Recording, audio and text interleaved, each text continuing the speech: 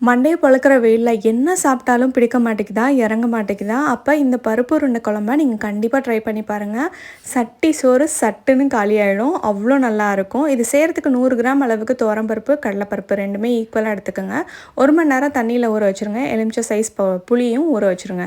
இப்போ ஒரு மண் பாத்திரத்தில நல்லெண்ணெய், கடுகு, சோம்பு, ஒரு பெரிய வெங்காயம் பொடிசா நறுக்குனது, ஒரு தக்காளி, கருவேப்பிலை இதெல்லாம் போட்டு நல்லா வதக்கிடுங்க. இது கூட உப்பும் சேர்த்து நல்லா வதக்கிட்டு 2 டேபிள் ஸ்பூன் அளவுக்கு சாம்பார் தூள், புளியை வந்து கரைச்சி வச்சு சேர்த்துட்டு தண்ணி தேவையான அளவு ஊற்றி நல்லா கொதிக்க விட்டுருங்க. 1 டேபிள் ஸ்பூன் அளவுக்கு மல்லித்தூள், இப்போ ஊற வச்சுருக்க பருப்பு கூட சோம்பு, அப்புறம் மிளகாத்தூள் 1 டேபிள் ஸ்பூன், உப்பு இதெல்லாம் போட்டு அரைச்சி ரெடி பண்ணி வச்சுக்கோங்க.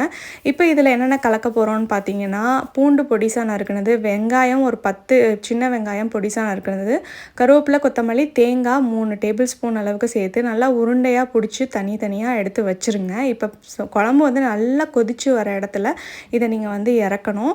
அப்போ தான் நல்லா வேகும். இது வந்து ஒரு 10 நிமிஷம் சிம்மில் வச்சு வேக விட்டிங்கன்னா போதும். சூப்பரான பருப்பு உருண்டை குழம்பு ரெடி.